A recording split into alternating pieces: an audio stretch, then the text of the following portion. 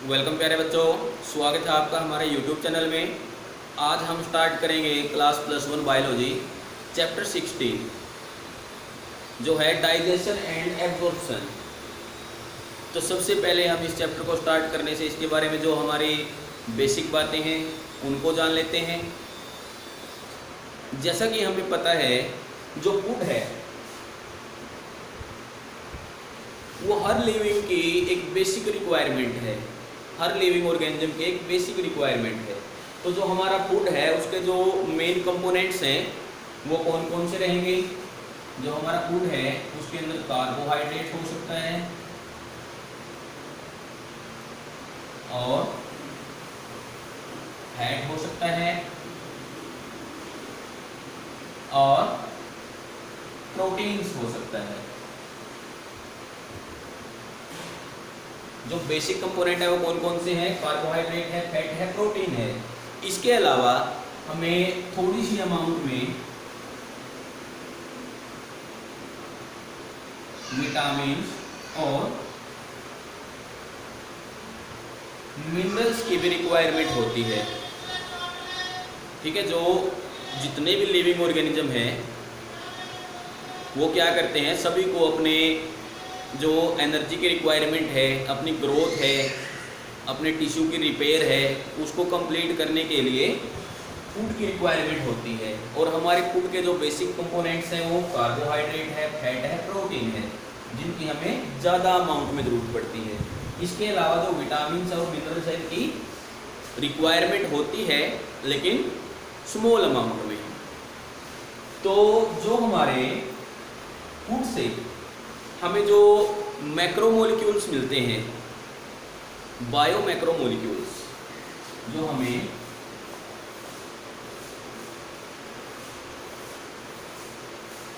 Bio macromolecules मिलते हैं उनको हम एज इट इज यूज नहीं कर सकते। उन मॉलिक्यूल्स को हम एज इट इज यूज नहीं कर सकते। उनको यूज करने के लिए हमें उनको ब्रेक डाउन करना पड़ेगा।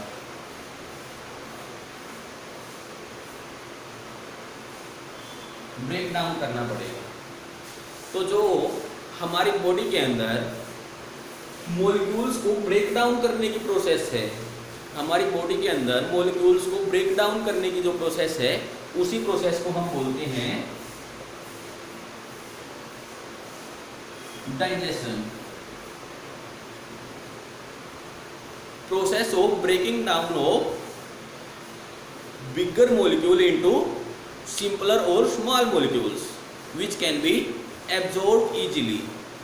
तो ऐसे बड़े मॉलिक्यूल को जिनको हम एब्जॉर्ब नहीं कर सकते, उनको सिंपल मॉलिक्यूल में जो ब्रेक डाउन करने की प्रोसेस है ताकि उनको इजीली एब्जॉर्ब किया जा सके, उस प्रोसेस को हम बोलते हैं डाइजेशन। तो आइए देखते हैं जो ह्यूमन डाइजेस्टिव सिस्टम है उसके कौन कौन से पार्ट होते हैं।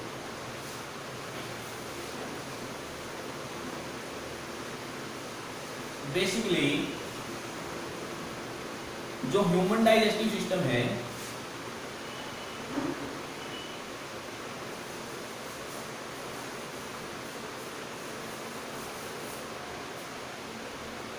वो दो चीजों से मिलकर बना होता है।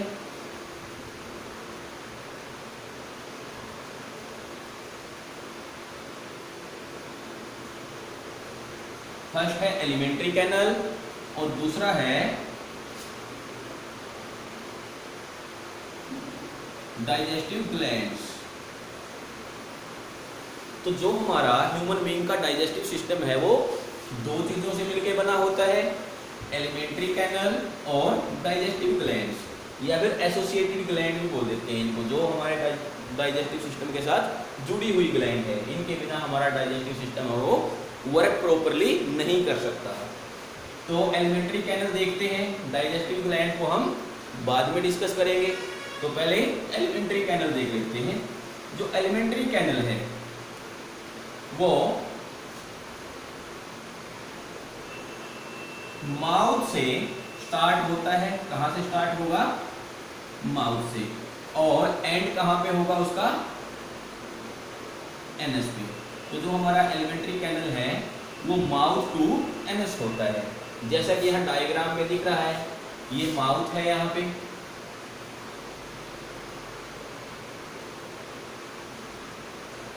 ठीक है, और ये एनस है। तो यहाँ से लेकर के जो यहाँ तक की पूरी लेंथ है, इसको हम बोलते हैं एलिमेंट्री कैनल। और नॉर्मली ह्यूमन बीइंग में जो एलिमेंट्री कैनल की लेंथ है वो अप्रोक्सीमेटली 9 मीटर्स तक हो सकती है। ह्यूमन बीइंग में नॉर्मली जो एलिमेंट्री कैनल की लेंथ है वो 9 मीटर तक हो सकती है, ठीक है। तो आइए शुरू करते हैं। जो एलिमेंट्री कैनल है वो माउथ से शुरू होता है, तो एक एक पार्ट को हम बिल्कुल बारीकी से और इजी वे से समझने की कोशिश करते हैं। तो सबसे पहले जो एलिमेंट्री कैनल का जो फर्स्ट पार्ट है माउथ, वहीं से शुरू करते हैं।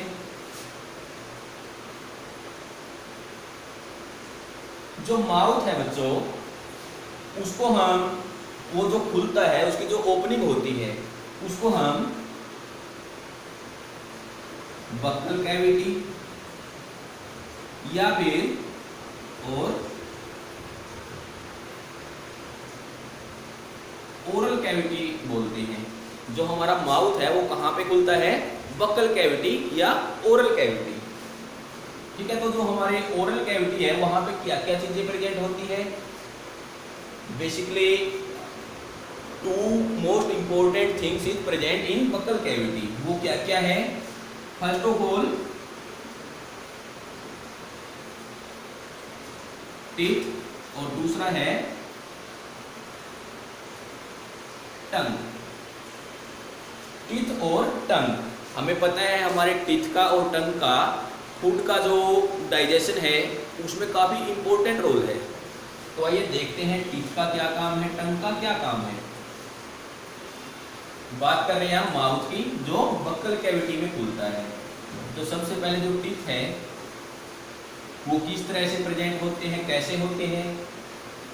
तो देखिए, जो टीथ है वो ह्यूमन बीइंग के अंदर नॉर्मली जो हमारा जा होता है, जबड़ा होता है, जबड़े की हड्डी के अंदर सॉकेट होता है। जैसे ये हमारे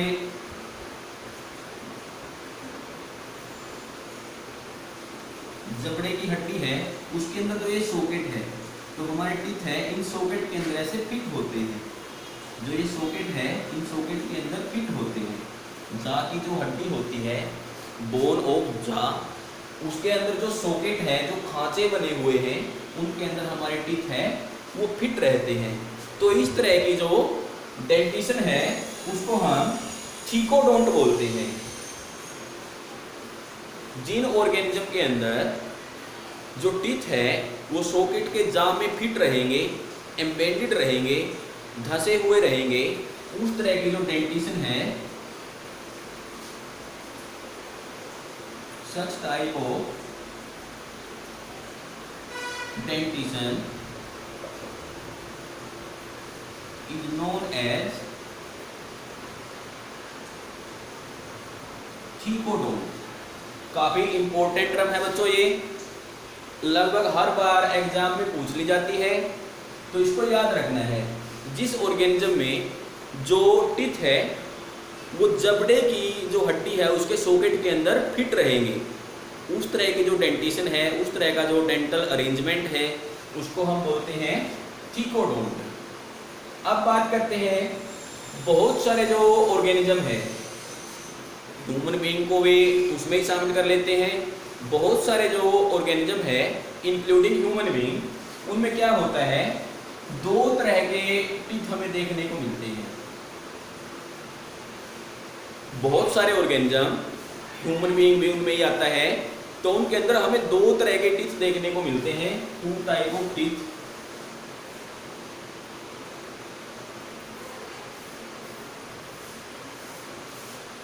दो तरह के कौन कौन से होते हैं? एक तो होते हैं टेम्पोरेरी, या फिर जिनको हम मिल्क टीथ बोलते हैं, दूध के दांत बोलते हैं, जो कुछ टाइम के बाद टूट जाते हैं और उनकी जगह पे नए टीथ आते हैं, नए टीथ जनरेट हो जाते हैं तो दूसरे टीथ कौन से हो गए? परमानेंट।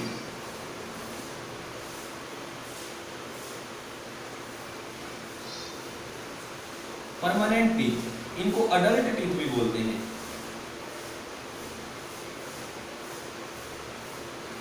परमानेंट टीथ और अडल्ट टीथ। तो जो हमारे टेम्परेरी टीथ है, यानी कि दूध के दांत है, जो मिल्क टीथ है, वो कुछ टाइम के बाद निकल जाते हैं, टूट जाते हैं, उनकी जगह पे परमानेंट टीथ आते हैं। जो टेम्परेरी टीथ की संख्या है, जो नंबर है, वो ह्यूमन बीइंग के अंदर 20 होता है। जो मिल्क टीथ है वो कितने मिलेंगे ह्यूमन बीइंग के अंदर? 20। और उसके बाद जो परमानेंट टीथ आते हैं, उनका जो नंबर होगा वो होगा 32। तो इस तरह का जो अरेंजमेंट है टीथ का, सच टाइप ऑफ डेंटिशन, जिसमें दो तरह के टूथ हमें देखने को मिलते हैं, उसको हम बोलते हैं डाइफायोडोंट। तो इस तरह की जो डेंटिशन है,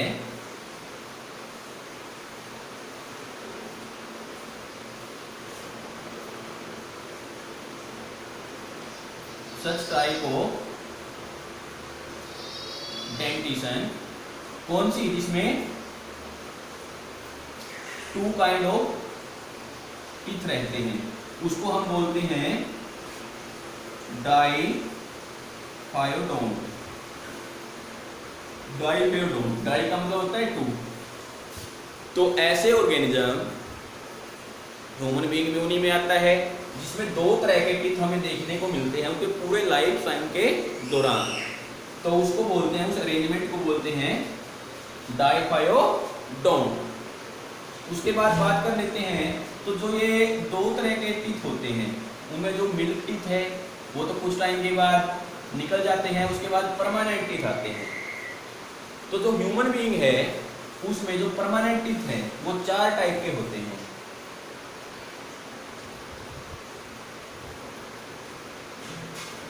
कितने टाइप के होते हैं? 4 टाइप्स के। ठीक है बच्चों, जो परमानेंट टीथ है वो 4 टाइप्स के होते हैं। कौन कौन से 4 टाइप रहेंगे? सबसे पहले है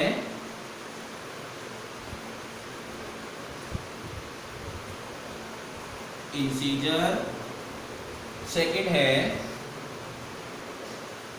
कैनिन, थर्ड है प्रीमोलर और फोर्थ है मोलर।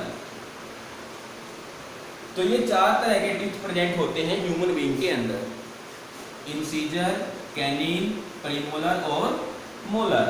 अब इनका नंबर पता होना चाहिए। टोटल नंबर तो हमें पता है 32 होता है। इंसीजर कितने होंगे, कैनिन्स कितने होंगे?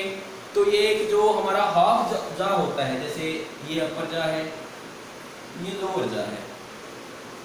टोटल टीथ 32 है, तो इसमें कितने हो गए? 16, लोअर में भी 16। तो जब हम इनको भी हाफ कर देंगे तो इसमें कितने होंगे? 8, इसमें भी 8, इसमें भी 8, इसमें भी 8। तो जो पूरे टीथ है हमारे 4 रीजन में वो डिवाइड हो गए। तो जो हमारा एक जा का, अपर हो या लोअर जा हो, उसका हाफ पोर्शन होता है, उसमें जॉइंट टीथ का फॉर्मूला रहेगा, जिस नंबर में इनका अरेंजमेंट रहेगा उसको हम बोलते हैं डेंटल फॉर्मूला। तो डेंटल फॉर्मूला क्या है देखते हैं।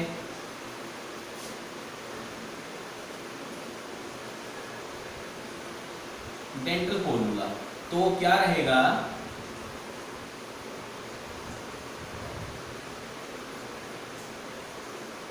To 1 2 3 upon 2 1 2 3। कहने का मतलब जो हाफ पोर्शन है ये, इसमें 2 इंसीजर रहेंगे, 1 कैनिन रहेगा, 2 प्रीमोलर रहेंगे और 3 मोलर रहेंगे। तो टोटल कितने हो गए? 8। ऐसे ही यहाँ पे भी 8 और इसी तरह से 8 यहाँ, 8 यहाँ। तो इस फॉर्मूले के अकॉर्डिंग हम इनका जो नंबर है टीथ का वो इजीली याद रख सकते हैं। तो इस तरह से जो हमारे इंसीजर टीथ है वो टोटल कितने हो गए? 8। 2 एक साइड में, 2 दूसरी साइड में, ऐसे ही नीचे 8 हो गए। कैनिन्स है वो कितने हो गए? 4। प्रीमोलर है वो 8 और मोलर है वो 12। तो जो टोटल नंबर है वो हो गया 32। तो इस तरह से जो हमारे टीथ है वो टोटल 32 हो जाते हैं। तो जिस ऑर्गेनिज्म के अंदर ऐसे अलग अलग टाइप के टीथ मिलते हैं, जो परमानेंट टीथ है, पहले हमने दो टाइप के पढ़े, मिल्क टीथ और परमानेंट टीथ। तो जिस ऑर्गेनिज्म में जो परमानेंट टीथ है वो अलग अलग टाइप के हो या अलग अलग तरह का अरेंजमेंट हो, अब हम देखते हैं हमारे माउथ के अंदर अलग अलग तरह के टीथ है, ठीक है। तो इस तरह का जो डेंटिशन है उसको हम बोलते हैं हिट्रोडोंट।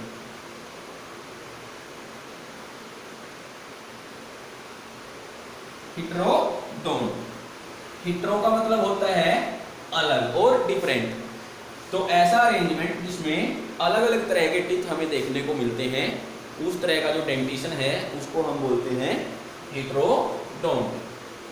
आगे हम बात कर लेते हैं जो टीथ है, टीथ के ऊपर एक काफी हार्ड कवरिंग होती है। टीथ के ऊपर काफी जो हार्ड कवरिंग है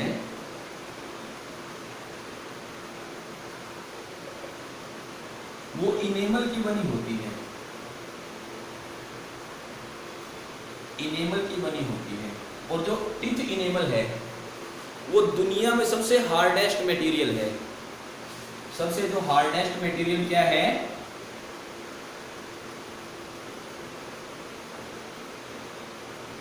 वो क्या है, टीथ एनिमल।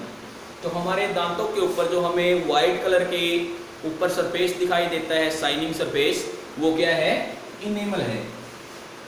जो हमारे टीथ है वो क्या काम करते हैं, हमारे फूड को कटिंग का एंड ग्राइंडिंग का काम करते हैं। हमारे फूड को काटते हैं और उसको पीसते हैं, ग्राइंडिंग का काम करते हैं, ठीक है। ये तो हो गए हमारे टीथ।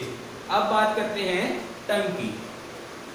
तो जो हमारा ओरल कैविटी है उसमें टीथ के अलावा टंग भी प्रेजेंट होती है।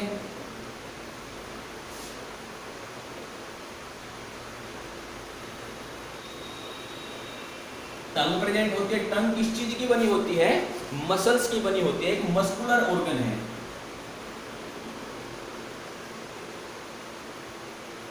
जो कि हमारी जो ओरल कैविटी है उसमें नीचे की तरफ जुड़ी हुई होती है, नीचे की तरफ अटैच होती है। जो टंग है हमारी उसके ऊपर कुछ स्मॉल प्रोजेक्शन प्रेजेंट होते हैं।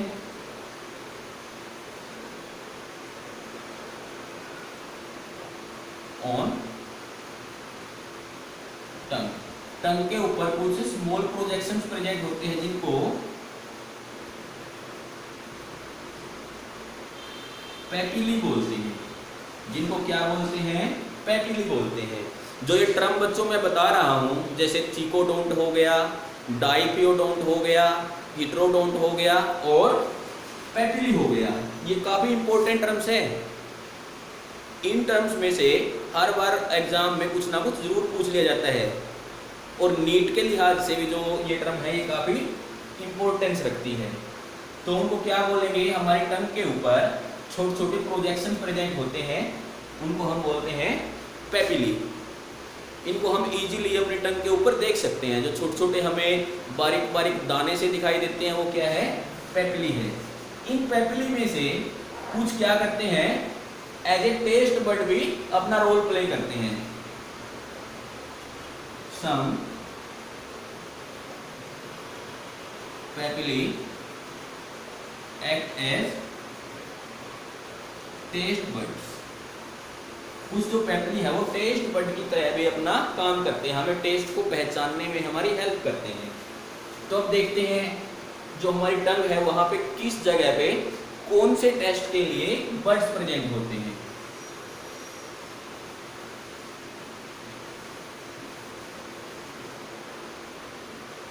तो देखिए बच्चों, जैसे ये हमारी टंग है, यहां पे जो रीजन रहेगा ये स्वीट के लिए रहेगा। यहां पे जो बड प्रेजेंट होंगे वो हमें स्वीट टेस्ट बताएंगे। उसके बाद जो ये वाला रीजन होगा वो हमें सोर टेस्ट बताएगा और जो ये वाला रीजन होगा ये हमें बिटर टेस्ट बताएगा, और इसके अलावा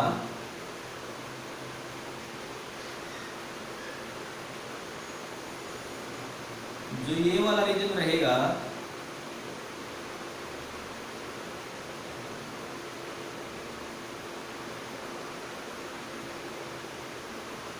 ये हमें सोल्ट का टेस्ट बताएगा। तो इस तरह से जो हमारी, और जो बीच वाला एरिया होता है ये वाला, यहाँ पे हमें किसी भी टेस्ट का पता नहीं चलेगा। तो इस तरह से हमारा जो बिटर टेस्ट रीजन है टंग में वो बिल्कुल बैक साइड में होता है, स्वीट टेस्ट का जो बिल्कुल फ्रंट में होता है, उसके बाद साल्टी का और दोनों साइड में सोर टेस्ट का रीजन प्रेजेंट होता है। तो ये था हमारे टंग। उसके बाद जैसे ही हम ओरल कैविटी से आगे बढ़ते हैं तो हमारा क्या आता है, फेरिंक्स आता है। क्या आएगा, फेरिंक्स आएगा, जो यहाँ पे दिख रहा है फेरिंक्स। ये कॉमन ओपनिंग होती है। फेरिंक्स क्या है, कॉमन ओपनिंग है for food and air. Air और फूड के लिए कॉमन ओपनिंग है। जैसे यहाँ पे हमारी जो नोज है, नोज के अंदर से जो हवा जाएगी वो भी फेरिंक्स में आएगी, माउथ के अंदर से जो फूड जाएगा वो भी फेरिंक्स में आएगा। उसके बाद वहां से अलग अलग हमारी पाइप जाती है, फूड के लिए अलग है और एयर के लिए अलग है। जो एयर के लिए पाइप होती है उसको हम ट्रेकिया बोलते हैं या फिर वाइंड पाइप। ठीक है, इसको हम आगे जो हमारा रेस्पिरेटरी सिस्टम है उसमें डिस्कस करेंगे। आज हम केवल जो हमारा एलिमेंट्री कैनल है उसको ही डिस्कस करेंगे इस वीडियो में। तो जो फेरिंक्स होती है उसमें जो हम फूड लेते हैं और फूड को जब स्वेलो करते हैं, जब निगलते हैं, तो उस दौरान ताकि हमारा जो खाना है वो वाइंड पाइप में ना चला जाए, इसलिए एक जो थिन फ्लैप होता है कार्टिलेज का, थिन फ्लैप को कार्टिलेज, जिसको क्या बोलते हैं, एपिग्लोटिस, वो क्या करता है, हमारे जो वाइंड पाइप है उसको कवर कर लेता है। एपिग्लोटिस क्या करेगा, कवर द वाइंड पाइप। जो एपिग्लोटिस है वो कार्टिलेज का बना होता है, बिल्कुल थिन होता है, एक ढक्कन की तरह। जब हम खाना स्वेलो करते हैं, जब हम खाने को निगलते हैं, तो ये हमारी जो ट्रेकिया है, जो वाइंड पाइप है, उसको कवर करके रख लेता है। ऐसे होता है, जैसे खाना जाएगा तो ये नीचे की तरफ आ जाएगा और इसको कवर कर लेगा। ठीक है, तो इसका रोल ये है। उसके बाद जो हम फेरिंक्स से आगे बढ़ेंगे तो हमारी जो फूड पाइप है जिसको ओसोफेगस बोलते हैं, जो फूड पाइप है जिसको हम ओसोफेगस बोलते हैं, वो बिल्कुल जो हमारी नेक है और लैरिंक्स है, लैरिंक्स बोलते हैं जो हमारा वोकल कॉर्ड होता है, जो ये वाला पार्ट है जहाँ से हमारी जो साउंड है वो जनरेट होती है, उसके पीछे से होते हुए आगे चली जाती है एक बिल्कुल थिन और एक लंबी ट्यूब लाइक स्ट्रक्चर होती है। जो ओसोफेगस है वो थिन और ट्यूब लाइक स्ट्रक्चर होता है, जो आगे जाके एक जे शेप की जो थैली जैसी बनी हुई एक संरचना है, एक पाउच लाइक स्ट्रक्चर है जे शेप का, जो ये दिख रहा है यहाँ पे ऐसा, जिसको हम स्टमक बोलते हैं। वहाँ पे जाके जो हमारी ओसोफेगस है वो खुलती है। तो बच्चों आज की वीडियो में इतना ही करेंगे, क्योंकि वीडियो काफ़ी लेंथी हो जाएगी, जिसको देखते हुए भी प्रॉब्लम हो जाएगी। तो नेक्स्ट वीडियो में हम जो हमारा टॉपिक रहेगा उसको हम स्टमक से आगे पढ़ेंगे। ठीक है, आज की वीडियो में इतना ही। Thank you and have a nice day.